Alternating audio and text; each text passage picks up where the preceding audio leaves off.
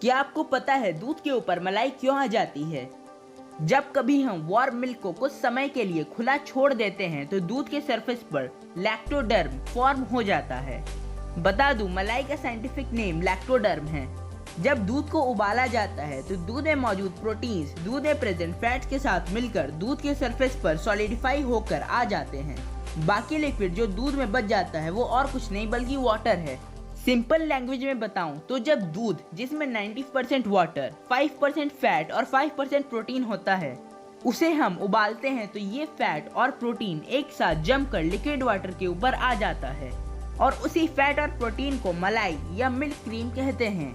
वैसे तो milk cream को कई तरह की रेसिपीज में भी वाइडली यूज किया जाता है, मगर एक मिल्क प्रोडक्ट है जो लोगों को क्रीम से भी ज्यादा पसंद है, वो है कर्ड यानी दही।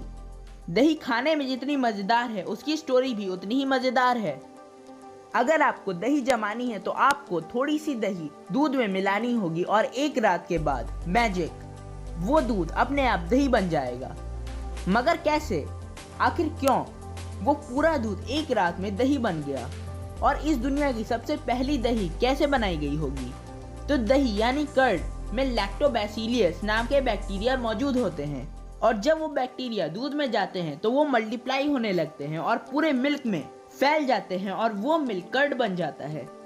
मगर एक बात सोचने वाली है, जब दुनिया में दही नहीं थी तो दुनिया की सबसे पहले दही कैसे बनाई गई होगी?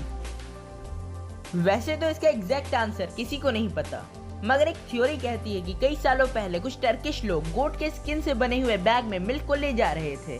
काफी समय तक वो मिल्क गोट के स्टमक एंजाइम के साथ रिएक्ट करता रहा और ऐसे जन्म हुआ लैक्टोबैसिलियस नाम के बैक्टीरिया का। अच्छा दोस्तों, सच बताना वीडियो कैसी थी? मजा आया तो लाइक कर दो। और हाँ, अभी काफी सारी अमेजिंग वीडियोस आने वाली है, इसलिए अपडेटेड रहने के लिए MNF को सब्सक्राइब कर लो। तब तक के लिए बाय।